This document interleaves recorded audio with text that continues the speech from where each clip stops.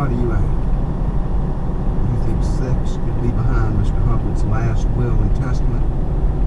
Sex? You mentioned sex. That's exactly what you think. Did she screw her way into his will? All right, sure, that's what I'm thinking. And that's what the entire town will be buzzing about by noon tomorrow. This has sex written all over it. He was a dying man, and she was his caregiver. Who knows what they did? You have a filthy mind. I love it. His hand moved to her thigh, but there it was blocked. The phone rang, startling both of them. Jake walked to the kitchen, answered it, then hung up. It's Nesbitt, outside, he said to her. He found a cigar and a box of matches and left the house. At the end of the short driveway by the mailbox, he lit the cigar and blew a cloud of smoke into the cool, crisp evening air. A minute later, a patrol car turned onto the street and rolled to a quiet stop in jail.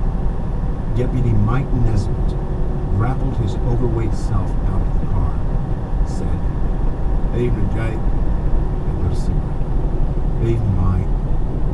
Both blowing smoke, they leaned against the hood of the patrol. Nesbitt said, Oz has found nothing on Hubbard. We ran a search through Jackson and came up dry. Looks like the old boy kept his toys somewhere else. Ain't no records in this state except for his house, cars, acreage, and the lumber yard up near Palmyra. Beyond that, not a trace. I mean nothing. No bank accounts, no corporations, no LLCs, no partnerships. A couple of insurance policies where you'd expect to find them, but that's all. Rumors that he did business in other states, but we ain't got that far yet. Jake nodded and smoked. By now he was not surprised. And Amberg?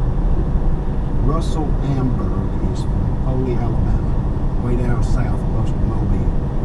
He was a lawyer there until he got himself disbarred about 15 years ago. Commingling client funds, but no indictment, no criminal record. Freed from the legal profession, he went into the timber business, and it's safe to assume that's where he met Seth Hubbard. As far as we can tell, everything's on the up and up. Not sure why he moved to a dead-end place like Temple. I'm driving to Temple in the morning. I'll ask him. Good. And the elderly couple walked by with an elderly poodle. They exchanged pleasantries without slowing down. When they were gone, Jake blew more smoke and asked, Any luck with Ansel Hubbard, the brother? Not a beat. Nothing. No surprise. It's funny.